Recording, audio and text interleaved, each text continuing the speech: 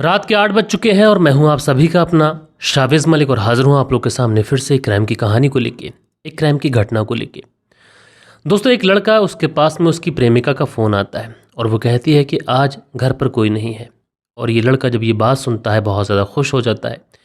ये इस बात का जिक्र अपने एक दोस्त से करता है कि आज उसे अपनी एक प्रेमिका से मिलने के लिए जाना है। वो जो दोस्त होता है कि तुम अपनी प्रेमिका से मिलने जा रहे हो, क्या तैयारी है? अब वो पूछता है कैसी तैयारी? तो उसका दोस्त जो होता है वो कहता है कि देखो, first impression is the last impression. यानी अगर तुम जाओगे और तुम्हें इस तरीके का मौका मिल रहा है तो अपने साथ में कुछ ऐसा बंदोबस्त करके जाओ कि जिसकी वजह से तुम्हें शर्मिंदगी ना झेलनी पड़े। अब वो लड़का कहता है कि इस तरीके की चीज़ें तो मैंने कभी देखी ही नहीं, कैसी शर्मिंदगी? तो वो सारी बात बताता है। उसके बाद में ये लोग रिसर्च करते हैं और उसके बाद में पावर की कुछ गोलियां ये जो लड़का था ये लेता है और उसके बाद में अपनी प्रेमिका से मिलने उसके घर पहुंच जाता है। वो उसके साथ में पूरी रात उसको नग्न अवस्था में रखकर उसके साथ में शारीरिक संबंध बनाता है और उसके बाद में कुछ ऐसा होता है कि वो जो लड़की थी वो बर्दाश्त कर नहीं पाती है, जिसकी वजह से उसकी मौत हो जाती है। दोस्तों, आपको याद होगा कि इस तरीके की सिमिलर कहानी मैंने आप लोगों को सुनाई थी, जो कि कानपुर से ही थी। और उस कहानी के अंदर एक लड़की जो आईएएस बनना चाहती थी, यानी आईएएस बनना चाहती थी। उसके बहुत बड़े सपने थे, लेकिन कोचिंग के दौरान उसकी मुलाकात एक लड़के से हो जाती है। उसके लड़के से दोस्ती होती है, दोस्ती धीरे धीरे प्यार में बदल जाती है। एक दिन उस लड़की के जो माता पिता होते हैं वो अपने घर से किसी शादी समारोह में गए होते हैं। उसी समय वो लड़की अपने उस प्रेमी को कॉल कर देती है। कॉल करने के बाद में बुलाती है, दिन का समय होता है और उसका जो प्रेमी था वो उससे मिलने के लिए आता है। लेकिन रास्ते पर मेडिकल पर रुक कर उसने कुछ पावर की गोलियां खरीदी थी। वो गोलियां खाकर उस अपनी प्रेमिका के साथ में शारीरिक संबंध बनाता है, लेकिन वो इतनी बेरहमी से जानवर बनकर, दरिंदा बनकर उस छात्रा के साथ में यौन संबंध बनाता है, उसका रेप करता है।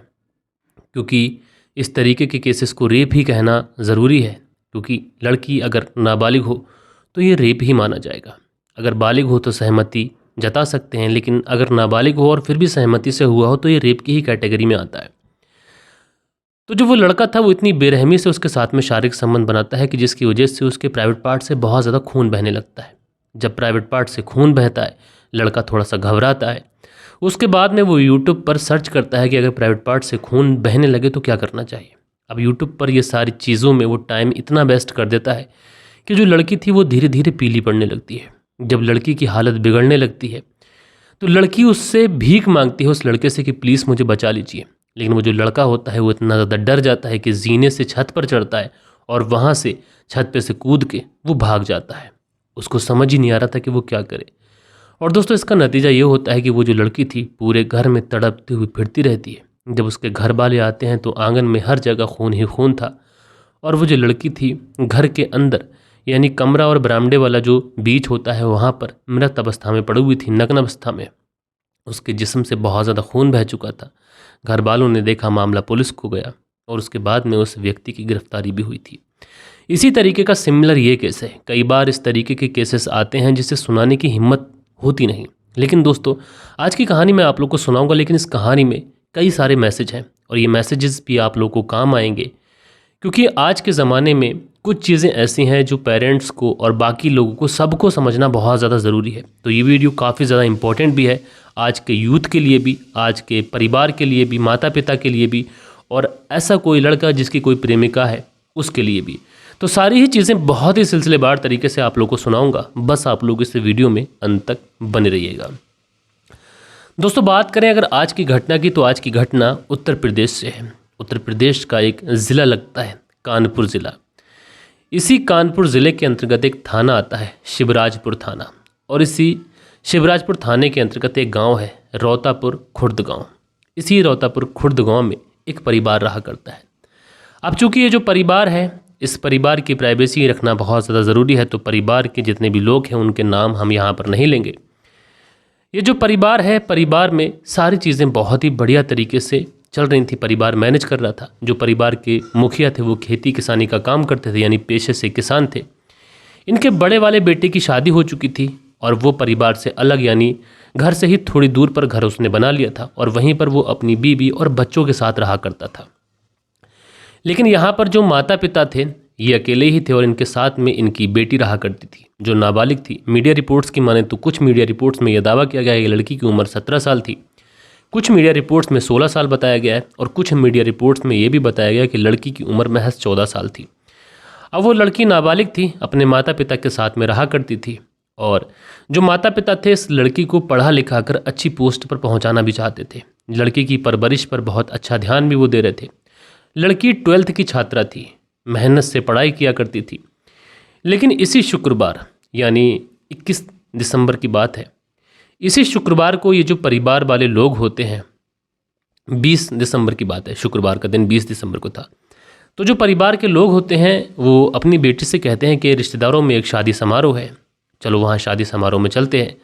तो जो बिटिया होती है वो कहती है कि देखो मुझे शादी समारोह में जाना नहीं है, आप लोग चाहते हैं तो चले जाइए, मुझे बहुत सारे काम हैं, मुझे अपनी पढ़ाई का भी ध्यान रखना है। लिहाजा जो माता पिता होते हैं वो बेटी से कहते हैं कि ठीक है, अपना ध्यान रखिएगा, खाना समय पर खा लीजिएगा। उसके बाद में जो माता पिता होते हैं वो शादी समारोह में चले जाते हैं। ये जो लड़की थी जिसकी उम्र महज 14 से 15 साल के आसपास थी, मीडिया रिपोर्ट्स के मुताबिक बता रहा हूँ, वो रात को जब सोने का समय होता है तो जो इसका बड़ा भाई अलग रह रहा था उसके घर पे पहुंचती है। उसके घर पे पहुंचती है, पहुंचने के बाद में कहती है कि तुम्हारी जो बेटी है जिसकी उम्र 4 से 5 साल के आसपास है, भाभी से अपनी कहती है उस बिटिया को मेरे साथ भेज दो, वो सो जाएगी क्योंकि आज रात मैं घर पर अकेली हूँ। अब लड़की उस लड़की को न जाने क्यों लेकर आई थी अपने साथ सुलाने के लिए, जबकि इसकी बात एक लड़के से हुआ करती थी और ये उस लड़के को आज मिलने बुलाने वाली थी। अब ये जो लड़की थी उसको लेके आ जाती है। उसके बाद में अगला दिन होता है यानी शनिवार का दिन, और शनिवार के दिन जो भाभी होती है जब वो आती है, सामने का जो दृश्य होता है घर के अंदर वो इतना ज़्यादा डराने वाला होता है, भयावह होता है। जो माता पिता जो शादी समारोह में गए हुए थे वो जब लौट कर आते हैं तो सारे ही लोग जब सामने का दृश्य देखते हैं तो ऐसा कोई भी व्यक्ति वहाँ पर था नहीं जिसकी चीखें नहीं निकल जाती हैं। जो जेंट्स लोग थे घर के वो उस लड़की के पास ही नहीं जा पाते हैं। दरअसल वो जो लड़की थी एक घर के ही अंदर बेड पर नग्न अवस्था में पड़ी हुई थी और इसका जिस्म ऐसा था कि जैसे अकड़ चुका हो। घर की महिलाएं उस लड़की के पास पहुंचती हैं, उसके हाथ पांव हिलाने की कोशिश करती हैं तो मालूम पड़ता है कि जो लड़की है इसका जिस्म अकड़ चुका है। बहरहाल जो महिलाएं थीं वो इस लड़की के शव को यानी कि जो डेड बॉडी थी उसको कवर करती हैं कपड़ों से। उसके बाद में लड़की की जो भाभी होती है जिसकी बच्ची इसके साथ सोई थी लड़की के साथ में, वो तुरंत शिवराजपुर थाने में कॉल कर देती है। अब फॉरेंसिक टीम, सारी टीमें, जब पुलिस को इस तरीके से खबर मिलती है कि इस तरीके का इस घर के अंदर हो गया, एक लड़की है जो अपने घर पर अकेली थी, लेकिन सुबह को उसके जब घर वाले आए तो लड़की नग्न अवस्था में मृत पाई गई है। पुलिस वाले इस मामला को बहुत ज़्यादा गंभीरता से लेते हैं और पुलिस वाले तुरंत उस घर पर पहुंच जाते हैं जिस घर का एड्रेस बताया गया था। लेकिन दोस्तों जब तक पुलिस वाले यहाँ पहुँचते हैं जब तक ये बात पूरे गाँव के अंदर आग की तरह फैल चुकी थी। मोहल्ले पड़ोस में लोग तरह तरीके की बातें कर रहे थे। अब जब पुलिस पहुंचती है तो सबसे पहले लोगों को हटाकर घर के अंदर आगे बढ़ती है। तो जो कमरा था, जो रूम था, उस रूम की बहुत ही बारीकी से तलाशी करती है। सबसे पहले उस डेड बॉडी को अपनी कस्टडी में लेकर सीधा उसे पोस्टमार्टम के लिए भेज देती है। बाकी के जो लोग वहाँ पर थे उन सब के बयान दर्ज करवाती है। परिवार वालों से पूछा जाता है कि तुम कहाँ पर गए हुए थे और तुम जब आए तो तुमने लड़की को किस हाल में देखा। उसके बाद में लड़की का जो भाई होता है, भाभी होती है, इन सब से पूछताछ की जाती है। सब लोग अपने अपने बयान लिखवाते हैं।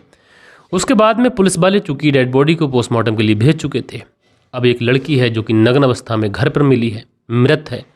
और दूसरी चीज़ ये कि घर वाले भी उस समय घर पर मौजूद नहीं थे। ऐसे में बड़ी संभावना थी कि कोई व्यक्ति घर के अंदर आया हो, उसने इस लड़की के साथ में दुष्कर्म कर शायद इसकी हत्या कर दी हो। लेकिन दोस्तों उसके बाद में पुलिस वाले जब इस कमरे को बहुत ही बारीकी से सर्च करते हैं तो इस घर के अंदर कुछ आपत्तिजनक वस्तुएं मिलती हैं। जैसे एक टैबलेट का रैपर मिलता है। अब पुलिस वाले जब उस रैपर के आधार पर पता लगाने की कोशिश करते हैं तो ये पता चलता है कि ये जो रैपर है इसमें शक्तिवर्धक गोलियां आती हैं, यानी किसी भी पुरुष की जो पावर होती है उसको बढ़ाने के लिए जो टैबलेट होती हैं वो इस रैपर के अंदर आती हैं। और भी कुछ आपत्तिजनक चीज़ें। मौके पर ही एक मोबाइल मिलता है। लिहाजा जो पुलिस थी अब फिर से पूछती है घर वालों से कि ऐसा कोई व्यक्ति कि किसी के ऊपर शक हो। तो जो बिटिया 5 साल की थी जो इस लड़की के साथ में सोई थी, वो बताती है कि एक भैया आए थे, यानी एक लड़का आया था जो कि 20-22 साल का रहा होगा, और वो आया था रात में, दीदी उसी के साथ थी। उसके बाद में सुबह देखा तो इस तरीके से हो गया। अब उस लड़की से ये पूछने की कोशिश की जाती है कि तुमने कभी पहले उस लड़के को देखा है क्या, क्या तुम उसे जानती हो? लेकिन दोस्तों एक 5 साल की लड़की भला किसे कैसे ही पहचान सकती है? लड़की उसका थोड़ा बहुत हुलिया बताती है, इसके सिवा कुछ ज़्यादा बता नहीं पाती है। लेकिन जो पुलिस वाले होते हैं तुरंत जो मौके पर मोबाइल मिला था उस मोबाइल का CDR निकालते हैं। तो वो CDR जब निकाला जाता है तो शुक्रवार को जिस नंबर पर बात की गई थी उसमें से कई नंबर खंगाले जाते हैं। तो एक नंबर ऐसा मिलता है कि जिसमें पुलिस को शक होता है कि शायद यही वो नंबर है जिस नंबर पर शायद कई बार कॉल की गई है। लिहाजा पता लगाया जाता है ये नंबर किसका है। तो जिस गांव की ये लड़की रहने वाली थी इस गांव से ही 20 किलोमीटर की दूरी पर एक गांव पड़ता है। इस गांव का नाम है नेबादा गांव। नेबादा गांव, ये जो नेबादा गांव है इसी गांव के अंदर एक व्यक्ति रहता है कुलदीप कुमार उर्फ शोभित। इसी के नाम पर यह नंबर रजिस्टर्ड है। लिहाजा जो पुलिस थी अब इस कुलदीप कुमार उर्फ शोभित को उसकी तलाश जारी करती है और उसको गिरफ्तार करती है। गिरफ्तार करने के बाद में इसे पुलिस थाने लेके आती है। अब चूंकि 4 दिन इस सब मामले में पुलिस को इस शोभित को गिरफ्तार करने में लग चुके थे, लिहाजा पुलिस इसको गिरफ्तार कर थाने लेके आ चुकी थी। इधर जो पोस्टमार्टम की रिपोर्ट थी वो रिपोर्ट भी आ चुकी थी और उस पोस्टमार्टम की रिपोर्ट में यह खुलासा होता है कि इस लड़की के साथ में रेप किया गया है और यानी कि शारीरिक संबंध इस लड़की के साथ में बनाए गए हैं, जिस्मानी ताल्लुकात बनाए गए हैं। दूसरी चीज़ ये थी कि इस लड़की की जो मौत हुई है वो ठंड लगने की वजह से हुई है। अब ये चीज़ें जब पुलिस को पता चलती हैं, दूसरी तरफ पुलिस ने जब उस घर की बहुत ही बारीकी से छानबीन की थी तो उस घर के अंदर चूल्हा था शायद जो रात को जलाया गया था। तो उससे पुलिस ये अंदाज़ा लगाती है कि जैसे पोस्टमार्टम की रिपोर्ट आती है उसमें पता चलता है कि ठंड लगने की वजह से इस लड़की की मौत हुई है। तो पुलिस वाले ये भी सोचते हैं कि हो सकता हो कि जब इस लड़की को बहुत ज़्यादा ठंड लगी हो तो चूल्हे को जलाया गया हो ताकि जिस लड़की के जिस्म को थोड़ी गर्मी दी जा सके। लेकिन उसके बावजूद भी इस दरिंदे हैवान शोभित ने उस लड़की को कपड़े पहनाने की हिम्मत नहीं की और उसको आग जलाकर तपाने की कोशिश तो की, लेकिन अगर वो उसको कपड़े पहनाकर आग तपाने की कोशिश करता तो शायद लड़की की जान बच जाती। लिहाजा पुलिस कुलदीप कुमार और शोभित को गिरफ्तार कर पुलिस थाने ला चुकी थी। अब जो भी खुलासा होना था वो शोभित को ही करना था। जब शोभित से पुलिस ने पूछताछ की तो शोभित बताता है कि वो नेबादा गांव का रहने वाला है और उसकी मुलाकात इस लड़की से सोशल मीडिया के माध्यम से हुई थी। सोशल मीडिया के माध्यम से लड़की से मुलाकात हुई। मुलाकात धीरे धीरे दोस्ती में बढ़ी, दोस्ती धीरे धीरे प्यार में बदल गया। उसके बाद में जो लड़की थी शुक्रवार को फ़ोन करती है कि उसके घर पर कोई है नहीं, लिहाजा मिलने के लिए आ जाओ। मैं मिलने के लिए पहुंच जाता हूं। रात के तकरीबन 8:30 बजे के आसपास मैं उसके घर पहुंच जाता हूं। लेकिन जब मैं उसके घर गया था तो रास्ते से मैं शक्तिवर्धक कुछ गोलियां लेकर गया था, ताकि मैंने सोचा था कि मुझे फुल प्लेजर मिले। ये सारी चीज़ें लड़के इस तरीके की गलत फहमियाँ अपने जहन में पालते हैं। ये लड़का था इसी तरीके से शक्तिवर्धक गोलियां लेके गया था और इसने शक्तिवर्धक गोलियां खाई थी और गोलियां खाने के बाद में 2 बार उस लड़की के साथ में शारीरिक संबंध भी बनाए थे। लेकिन तकरीबन 7 घंटे तक इसने उस लड़की के जिस्म पर एक भी कपड़ा मौजूद नहीं रहने दिया, यानी लड़की को निर्वस्त्र रखा और उसके बाद में इन्होंने पूरी रात इस तरीके से एंजॉय भी किया था। लेकिन दोस्तों इसको मैं दरिंदगी इसलिए कह रहा हूँ, भले ही उस लड़की ने लड़के को बुलाया हो या फिर लड़का खुद गया हो, ऐसा इसमें अभी डिटेल पूरी सामने आएंगी, लेकिन सबसे बड़ी बात यह है कि ये दरिंदगी ही है। क्योंकि एक लड़का जो समझदार है, एक लड़की जो अभी नासमझ है, उस लड़की के पास जाता है तो शक्तिवर्धक गोलियां लेके जाता है।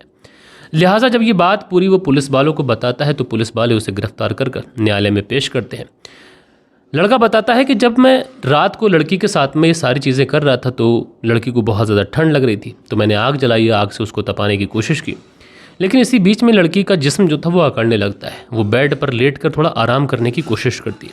दोस्तों एक लड़की जिसकी उम्र महज 17 साल है और एक ठंडी रात में, अकड़ती हुई रात में उसको निर्वस्त्र रखा गया और उसके साथ में बेरहमी से शारीरिक संबंध बनाए गए, तो एक 16-15 साल की लड़की आखिर ये सारी चीज़ें कैसे बर्दाश्त कर सकती है। इसी वजह से उस लड़की का जो जिस्म था वो अकड़ गया और जब इसने उसके जिस्म को अकड़ता हुआ देखा तो ये वहाँ से भाग निकला, जबकि इसको चाहिए था कि ये पहले उसकी जान बचाने की कोशिश करे।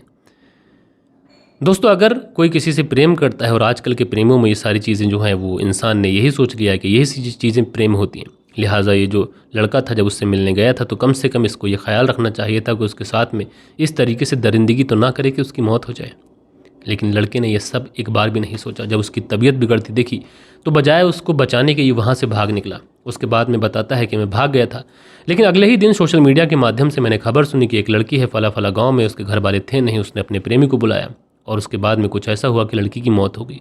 उसी दिन से मुझे लगने लगा था कि पुलिस कैसे भी कर मुझे पकड़ लेगी और उसके बाद में पुलिस ने इसे गिरफ्तार भी किया।